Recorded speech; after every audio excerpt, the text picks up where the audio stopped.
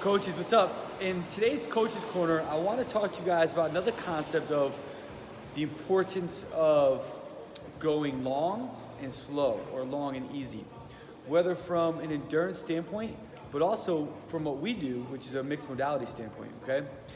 And energy systems and intensity, everything is good. Everything has a purpose, everything has a reason, depending on the time of the year and kind of like what we're shooting for. With anything and everything, too much of one thing, right, will cause a negative, a diminishing return, right? So at some point, you're not going to keep gaining progress inside maintaining one certain aspect.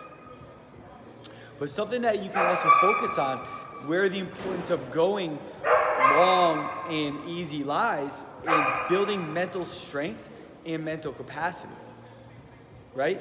Because when we add intensity, there's some mental need for that, definitely, because we have to maintain that hurt. We have to get to that point or that heart rate zone or that pace or that effort that's going to cause us quote unquote pain or distress, depending on how we want to view that, right? But we also know that inside that is going to end. We have to do it for 30 more seconds, or we have a 1 minute piece of work here, we have a 2 minute work here. Lots of mental strength, resiliency, and fortitude can be gained by going long and slow. Why? Because you know that you have to maintain this repetitive pattern or these repetitive patterns for another 20, 30, 40 minutes. So if we're talking about a single modality standpoint of a cyclical action of a bike, a row, or a run, there's so much value from a mental side of having to go for 30, 40, 60, 90 minutes or 2 hours. Because you have to build that mental strength, being, okay, it's just this repetitive kind of motion for another 45 minutes that I have to be able to maintain. So you build that mental strength, that resiliency, the movement patterns, being able to breathe. Your body learns how to move efficiently depending upon energy expenditures, right? So that's so vitally important from a cyclical standpoint.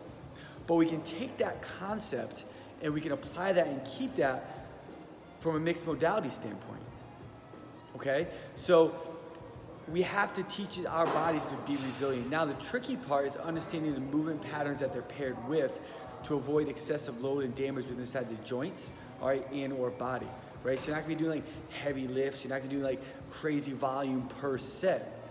But if you've already taken that person or that body and you've given them the ability to sustain volume and intensity, to sustain a certain amount of high volume reps inside movement patterns, based off structural and makeup and stability and strength, we can then think about applying that same concept of pulling intensity away, stripping it, putting them in an effort that's easy, like heart rate under 140, putting them in movement patterns, allow them to keep that specific heart rate, but putting them in movement patterns that they can do in a repetitive nature.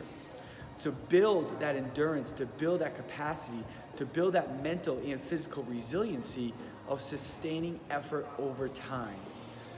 Right? And that can be very beneficial for a lot of athletes. So think about that in this week's Coach's Corner. I hope that helps. See you guys soon.